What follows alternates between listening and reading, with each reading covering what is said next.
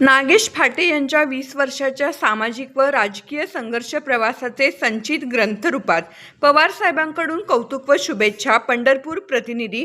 गेल्या 2 दशकांपासून जनसेवेचा वसा घेऊन सामाजिक आणि राजकीय क्षेत्रात सातत्याने कार्यरत असणारे खंबीर नेतृत्व नागेश फाटे यांच्या 20 वर्षाच्या संघर्षमय प्रवासाची गाथा आता ग्रंथरूपात रसिकांसमोर येत आहे.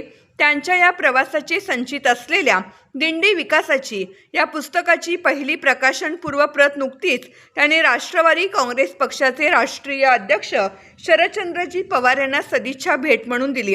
साहेबांनी अत्यंत आपुलकीने या पुस्तकाची प्रत स्वीकारत नागेश फाटे यांच्या कार्याचे कौतुक केले व पुढील वाटचाली शुभेच्छा दिल्या.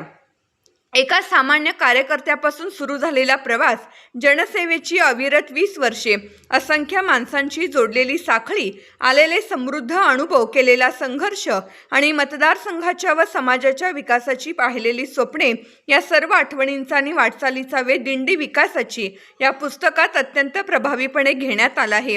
या भावुक आणि ऐतिहासिक क्षणाविषयी बोलताना नागेश फाटे म्हणाले की 20 वर्षापूर्वी सुरू झालेला माझा प्रवास आज एका महत्त्वाच्या टप्प्यावर पोहोचला आहे.